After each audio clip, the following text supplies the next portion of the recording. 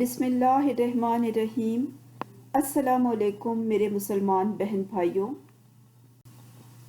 اس video میں آپ احکام قربانی اور عید الاضحیٰ کے آداب کے بارے میں جانیں گے۔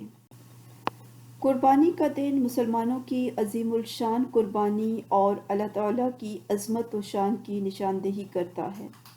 تمام علماء کے مطابق سال کا افضل ترین دن قربانی کا دن ہے۔ سنن ابو داؤد میں رسول اللہ صلی اللہ علیہ وآلہ وسلم کا ارشاد ہے کہ قربانی کا دن افضل ترین دن ہے۔ احکام قربانی۔ قربانی کرنا اللہ تعالیٰ کا حکم ہے۔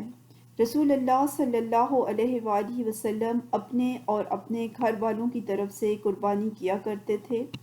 قربانی زندہ افراد کرتے ہیں۔ اگر کوئی اپنے فوت شدگان کی طرف سے قربانی کرنا چاہے تو کر سکتا ہے، لیکن درذیل شرطوں کے ساتھ۔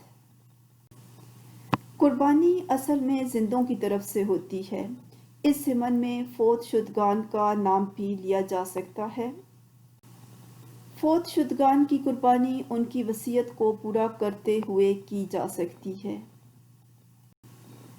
تخصیص کرتے ہوئے صرف فوت شدگان افراد کی طرف سے قربانی کرنا سنت نبوی صلی اللہ علیہ وآلہ وسلم سے ثابت نہیں ہے، کیونکہ رسول اللہ صلی اللہ علیہ وآلہ وسلم نے کسی فوت شدہ صحابی یا اپنے رشتہ دار کی طرف سے قربانی نہیں کی تھی۔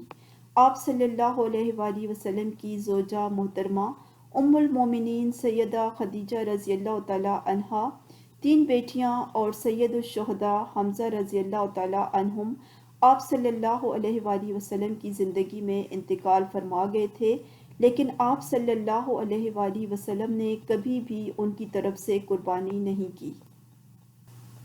قربانی کرنے والا ذوالحجہ کے ابتدائی 10 دنوں تک اپنے بدن کے بال نہ کاٹے۔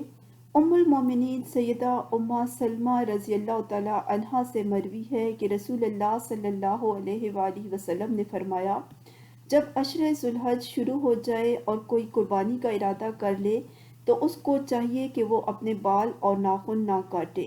صحیح مسلم میں یہ حدیث موجود ہے۔ اس عمل کی حکمت یہ ہے کہ قربانی کرنے والا حج کے اعمال میں شریک ہو جاتا ہے۔ عید الاضحیٰ کے آداب۔ پیارے بھائی بہنوں، ہم تمہیں عید الاضحیٰ کی مبارکباد دیتے ہیں۔ تمام قسم کی بھلائیاں اتباع سنت اور پیروی رسول صلی اللہ علیہ وآلہ وسلم میں ہیں۔ اللہ تعالیٰ کے رسول نے ہمیں یوم عید اور ایام تشریق میں چند امور کا حکم دیا ہے۔ نمبر 1، بلند آواز میں تکبیریں کہنا۔